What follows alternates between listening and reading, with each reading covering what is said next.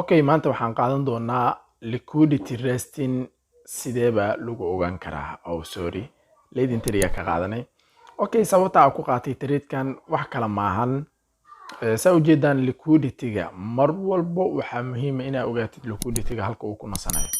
Waa maxay liquidity resting? Liquidity resting waa meesha ugu badan ee lacagaha la geeyay.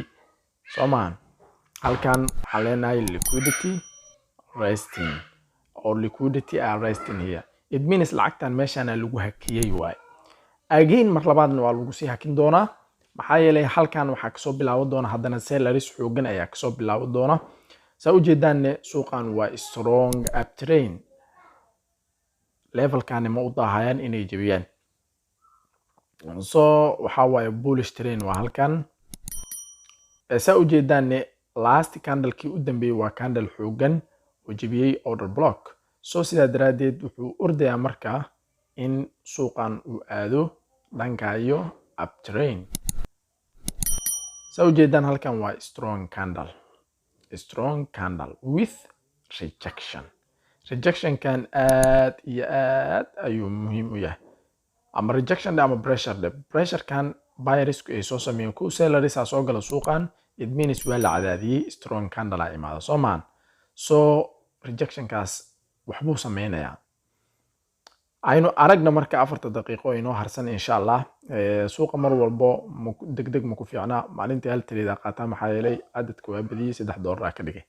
Insha Allah marka waxaan rajeynaynaa suuqan in aynu ogaano jihadiisa haddii ilaa karaan suuqan waa OTC market. Muuqaalkan maanta ayaan soo gudbinaa shalay ayaan duubay. Waxaan rajeynaynaa in aad channelka sidoo kale intood ka qayb qaadatid horumarkiisa oo subscribe saartid sidoo kale intood muuqaalkan aad la agreesid. Okay, saa ujeedaan waxaa soo galay strong buyers kuwaasoo u cararaya dhanka liquidity. Haddii aad aragtid rejectioniskan, all these rejectioniskan, it means waxay ku cadaynayaan in halkan ay soo geli doonaan strong buyers. Ha u qaadan sell. Rejectioniskan haddii aad aragtid ha u qaadan sell. Maxaa yeelay mar walba waxaa fiirisaa liquidity-ga halka uu ku nasanayo. What is the liquidity resting? What is the market direction?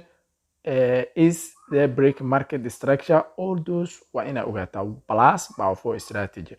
Number 2 maxaa ogaanaysaa halkeeba liquidity ku nasanayaan. Number 2 waxaa ogaanaysaa suuqa jihadiisa. Number 3 waxaa ogaanaysaa waxyaabahan hadda socda ama suuqan hadda ma strong uptrend ba mase strong downtrend. وبعدين waxaa isticmaalaysaa qaacidadiina ahayd powerful strategy.